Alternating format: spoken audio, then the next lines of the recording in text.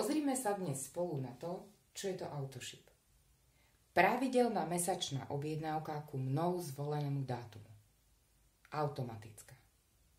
Začnem od podlahy otázkami a komentármi, ktoré nám ľudia na prezentácii dávajú, keď toto prvý raz počujú.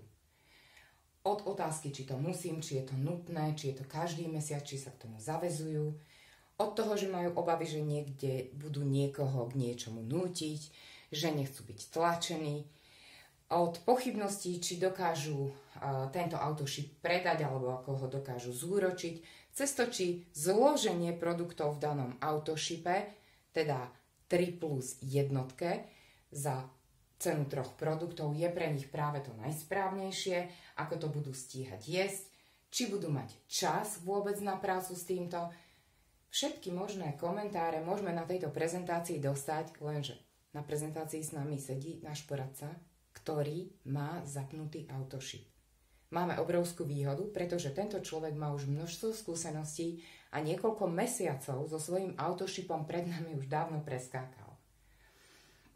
Takže jedna vec je, že máme obrovskú oporu v partnerovi, ktorý má zapnutý Autoship. Keby ho zapnutý nemal, nemôže mať Autoship zapnutý ja. To je výhoda číslo 1.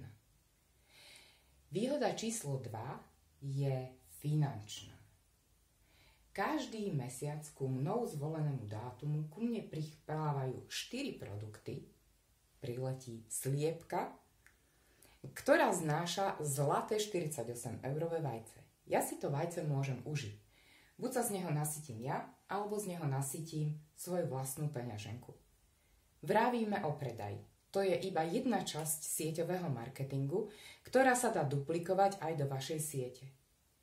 Druhá možnosť je možnosť spolupráce, pretože ak ja mám zapnutý Autoship, a to je ďalšia výhoda, môžem poskytnúť túto možnosť aj svojim partnerom, ktorí sa rozhodli so mnou spolupracovať, ktorí vedia, čo chcú, ktorí majú v pláne zmeniť nejakým spôsobom život a ja im môžem dať do ruky regulérne podnikanie. Výhoda číslo 4 je, že toto podnikanie je v zásade takmer beznákladové, čo sa týka peňazí.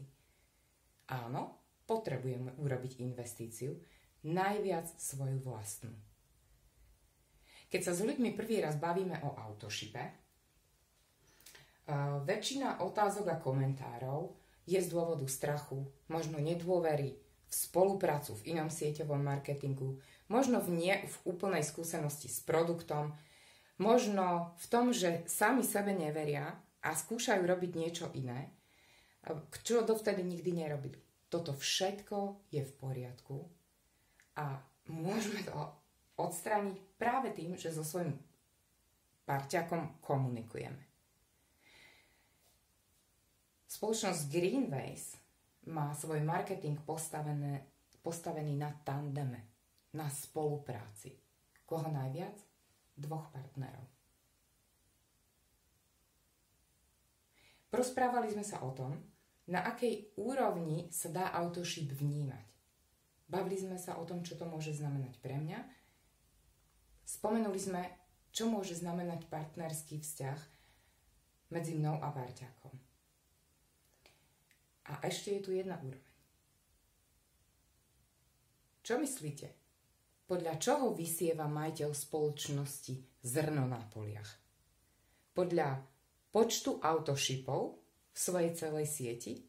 Alebo podľa ľudí, ktorí si možno sem tam objednajú a možno jednu krabicu a možno kamión zelených produktov?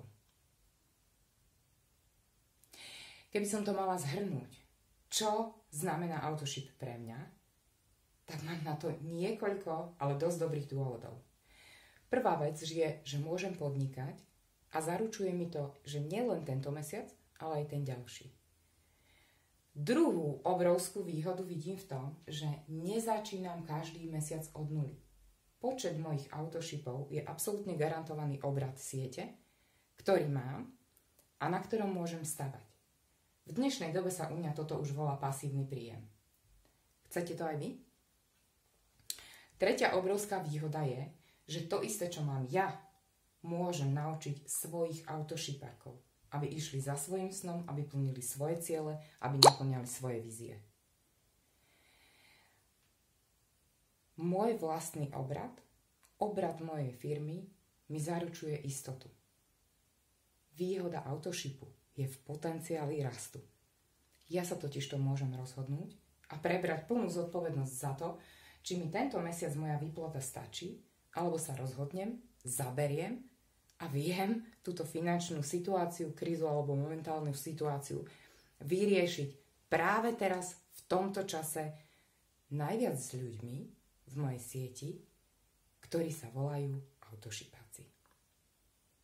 Tak čo? Pozeráme sa na autoship teraz trochu inak?